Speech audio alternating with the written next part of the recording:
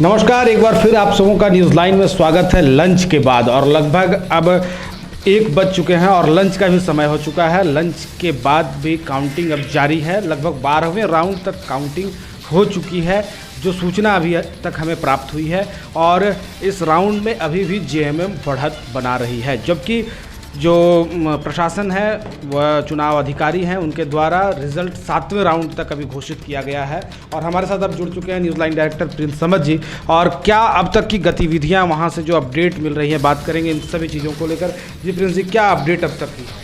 Update देखिए राम जी, मधुपुर विधानसभा उपचुनाव का आज मतगणना कार्य चल रहा है और सुबह से ही हमारे संवाददाता मतगणना केंद्र के अंदर हैं और लगातार खबर पे नज़र बनाए हुए हैं।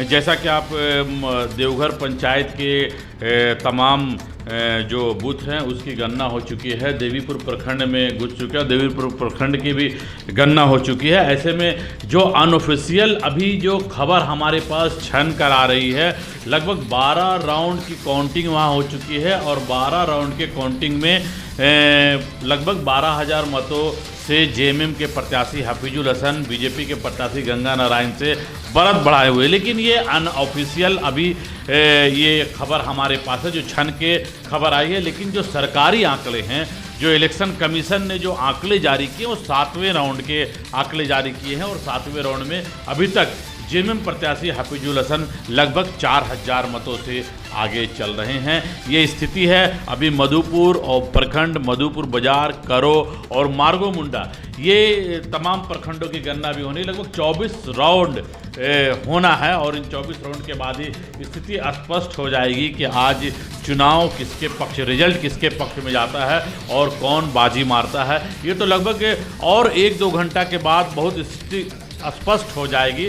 लेकिन जो रुझान जो आज सामने आ रहा है धीरे धीरे, खास करके जो हम लोग एनालिसिस कर रहे थे, आकलन कर रहे थे कि देवघर के 6 पंचायत के जो बूथ हैं और देवीपुर प्रखंड के जो बूथ हैं, उन बूथों पर कहीं ना कहीं कांटे की टक्कर देखेगी। लेकिन ऐसा कुछ देखने को नहीं मिला है। उन बूथों पर भी जेएमएम बाजी मारता हुआ दिखाई पड़ा है।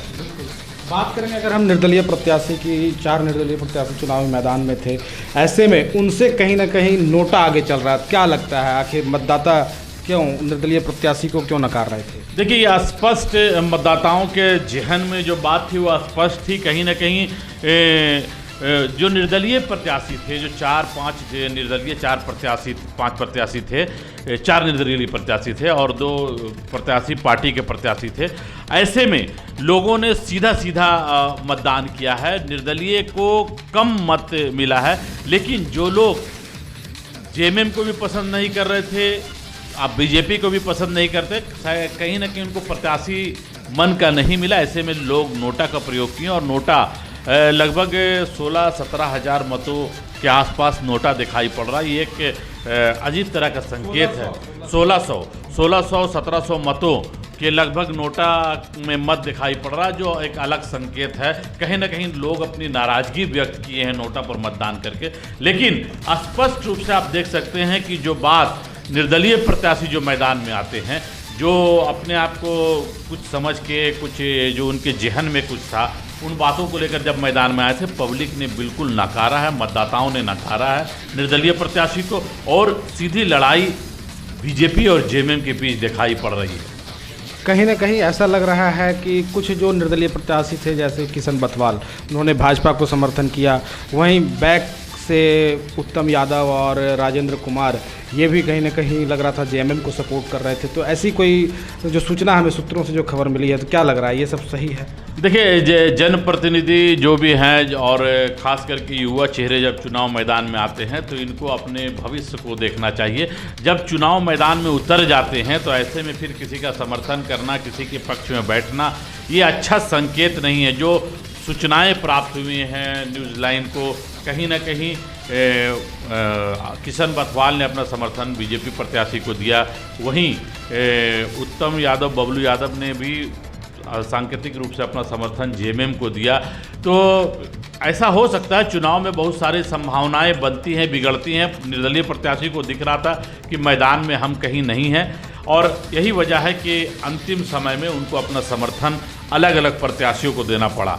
लेकिन आने वाले समय में यह स्पष्ट संकेत है कि अब लोग सीधे सीधे जो पार्टी हारने और जीतने वाली पार्टी है, लोग उसको ही अपना मतदान करते हैं, अपने वोट को बेकार नहीं करना चाहते। तमाम बात के लिए बहुत बहुत धन्यवाद। हम बात करेंगे हमारे वहाँ काउंटिंग जो जगह है देवघर मतगणना केंद्र से, कई संवाददाता वहाँ जुड़े हुए हैं, उनसे हम संपर्क साधेंगे, लेकिन लेते हैं छोटा सा ब्रेक। बाद फिर आप सबों का एक बार स्वागत है न्यूज़ लाइन में, और हमारे साथ इस वक्त जुड़ चुके हैं देवघर से मतगणना केंद्र से डिजिटल आज तक के संपादक डॉक्टर अमरनाथ पाठक जी। उनसे बातचीत करेंगे कि आखिर सर क्या पूरा रुझान है अब तक के मतगणना का, किसके पक्ष में लग रहा है? देखिए राम, मैं आपको बता दूं कि अभी तो तत्काल में अभी लंच ब्रेक हुआ और 7 चरण तक की गिनती उसको कहीं कंप्लीट हो चुकी है जी। और 7वें चरण की जो गिनती कंप्लीट हुई है उसके बाद से अगर प्रत्याशियों की हम बात करें किसको कितना वोट मिला है, तो गंगा नारायण सिंह को जहां अभी तक 30,238 वोट मिले हैं, वहीं हफीजुल हसन को अब तक 34,314 वोट मिले हैं जी। सबसे बड़ी बात है कि इस बार अभी तक का जो 7वें चरण तक का अगर हम मत गणना पर हम गौर करें तो तीसरे नंबर पर नोटा ने स्थान ग्रहण किया है, जिसको 1698 वोट आया है जी। अशोक ठाकुर, जिसको लोग मान रहे थे कि त्रिकोणात्मक चुनाव कोई बना पाएंगे और उसी कारण से कहीं ना कहीं इनको मैदान में भी कुछ लोगों ने उतारा था, लेकिन उनको बहुत ज्यादा कहीं कुछ मत दान में उनको फायदा नहीं हुआ है और लोगों ने उनके प्रति मात्र अब तक 817 लोगों ने उनके पक्ष में मतदान किया है। जी जी राम। सर एक बात मैं जानना चाहूँगा सर कि जहाँ तक लोगों का ये आकलन था कि देवघर के 6 प्रखंड 6 पंचायत और देवीपुर में कहीं न कहीं बीजेपी बहुत अच्छा करेगी, क्या वैसा कुछ दिखा है? देखिए अब की बार मैं आपको बता दूं कि अब की जो लड़ाई जो ये है, अब की बार ये आमने सामने की लड़ाई हो गई थी, जेएमएम वर्सेस बीजेपी की लड़ाई थी जी। और इस लड़ाई में लोगों ने देखा कि हमको फायदा किससे है। एक तरफ जहां लोग देख रहे थे कि इस चुनाव में अगर भाजपा जीत भी जाती है तो उससे सरकार पर कोई पन्ना बिगड़ना नहीं है भाजपा को जी, और दूसरे तरफ लोग देख रहे थे कि अगर मंत्री चुनाव जीत जाते हैं तो विकास मधुपुर में हो सकता है।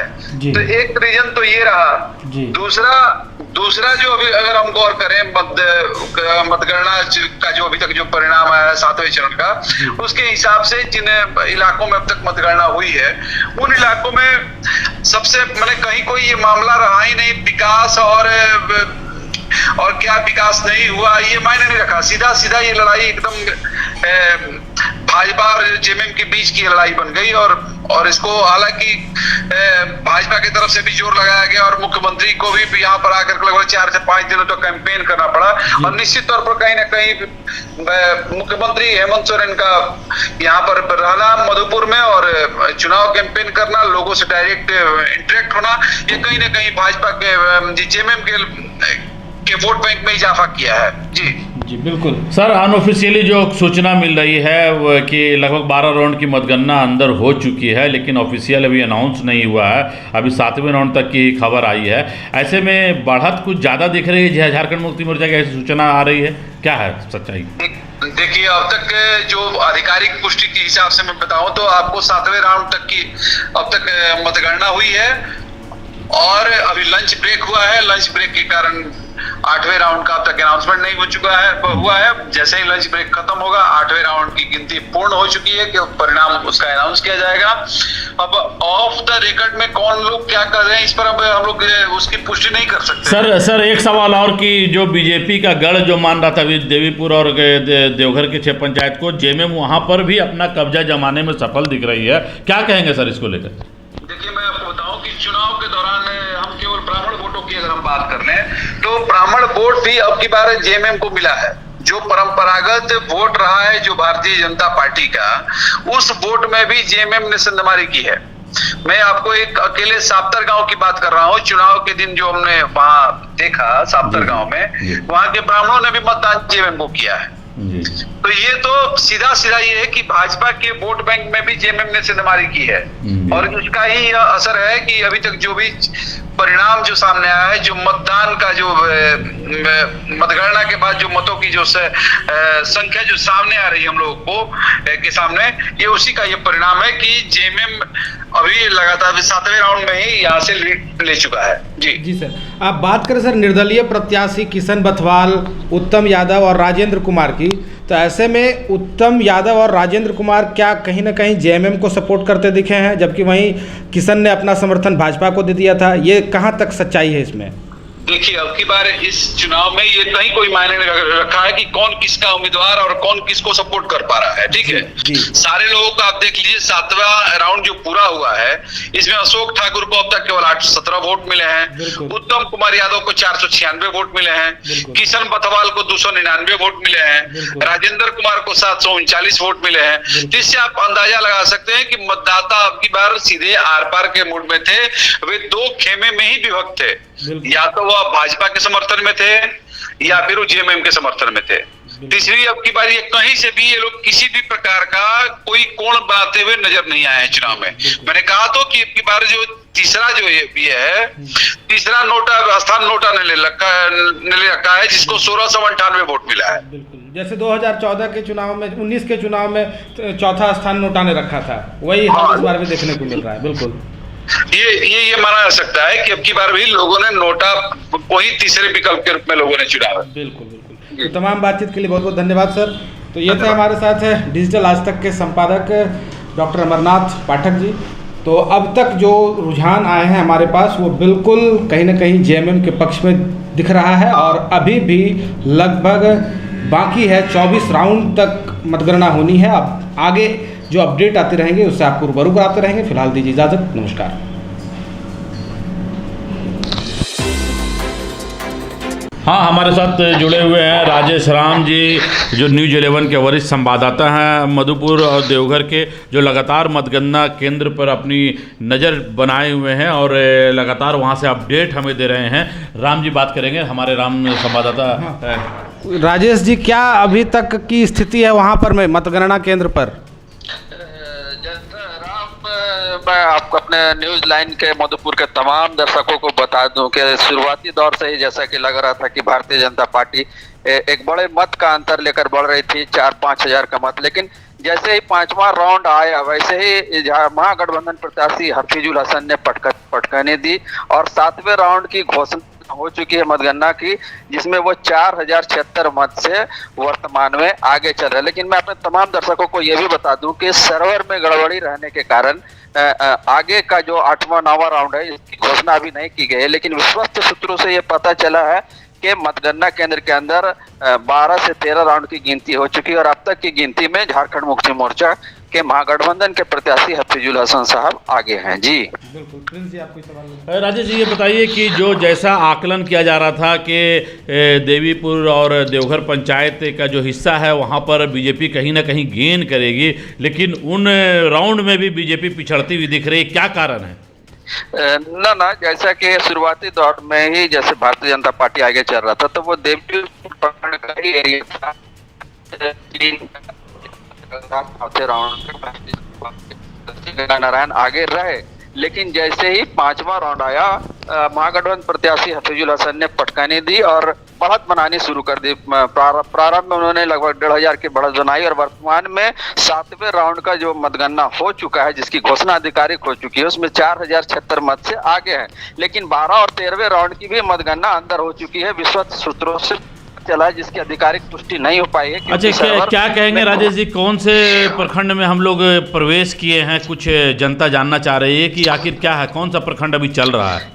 अभी हम लोग देवीपुर प्रखंड की गिनती होने के बाद अभी हम लोग मधुपुर प्रखंड की ओर प्रवेश कर गए हैं और यहाँ कमोबेश भारतीय जनता पार्टी और महागठबंधन प्रत्याशी में उठापटक जारी है, बहुत कम अंतर है। जैसा कि बताया जा रहा है कि लगभग वर्तमान में भी 4 से 5 हजार के मतों के बीच में अभी मधुपुर शहरी क्षेत्र में महागठबंधन के प्रत्याशी हफीजुल हसन आगे हैं, लेकिन इसकी अभी आधिकारिक पुष्टि नहीं हो पाई है क्योंकि सर्वर में कुछ तकनीकी गड़बड़ी। चलिए राजेश जी, सर्वर में जैसे ही तकनीकी गड़बड़ी समाप्त होती है आप हमें अपडेट देते रहेंगे और आपकी बातों को हम जनता तक पहुंचाते रहेंगे। इन सारी जानकारी के लिए आपका बहुत बहुत धन्यवाद।